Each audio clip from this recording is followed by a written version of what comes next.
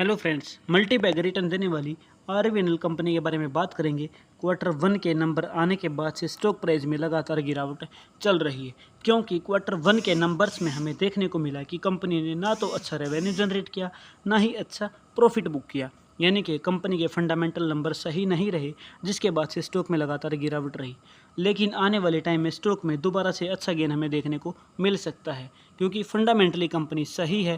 पहले के फंडामेंटल सही हैं। क्वार्टर 1 का जो रिजल्ट है, अगर क्वार्टर 2 का रिजल्ट क्वार्टर 1 के रिजल्ट के कंपैरिजन में बढ़िया आ जाता है तो फिर से स्टॉक में अच्छा उछाल देखने को मिल सकता है। स्टॉक में गिरावट हो चुकी है और अभी भी गिरावट हो रही है।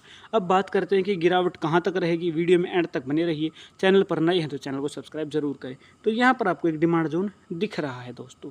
यहाँ पर डिमांड जोन की बात करेंगे तो सबसे पहले अगर मैं बात करूँ रेड कैंडल की, तो ये कैंडल है इलेक्शन डे की, 3 जून की कैंडल है। अब बात करते हैं इलेक्शन डे वाली कैंडल को अगर नेगलेक्ट करते हैं तो यहाँ पे हमें कुछ बेस कैंडल देखने को मिल रही हैं। उससे पहले हमें स्ट्रॉन्ग रैली कैंडल दिख रही है, उसके बाद में भी स्ट्रॉन्ग रैली कैंडल दिख रही है। यानी कि रैली बेस रैली कैंडल अगर हमें दिखती है तो वो बेस कैंडल की अपर वीक और लोअर वीक को हम डिमांड जोन कह सकते हैं, क्योंकि यहाँ पर बायर्स के ऑर्डर आए, इंस्टीट्यूशंस ने यहाँ पर बाइंग के ऑर्डर डाले। क्योंकि उससे पहले यहाँ पर प्राइस में गिरावट थी। इंस्टीट्यूशंस तभी बाई करता है जब प्राइस में गिरावट आनी शुरू हो जाती है। यानी कि कह सकते हैं कि अभी प्रेजेंटली भी इंस्टीट्यूशंस अपने बाइंग के ऑर्डर लिए बैठा है और प्राइस में गिरावट ला रहा है। ये हम कहीं ना कहीं बैक साइड में इस चीज़ को समझ सकते हैं।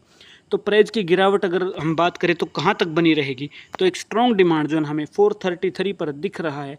यानी कि प्राइस में अभी 100 रुपीज़ की गिरावट और हो सकती है, ऐसी पॉसिबिलिटी है। ऐसा नहीं है कि गिरावट ही हो, यहाँ से स्ट्रॉन्ग कैंडल बने, क्योंकि यहाँ पे थोड़े बायर एक्टिवेट हुए हैं, स्ट्रॉन्ग बायर, और आगे चल के नई हाइक भी मिल सकते हैं।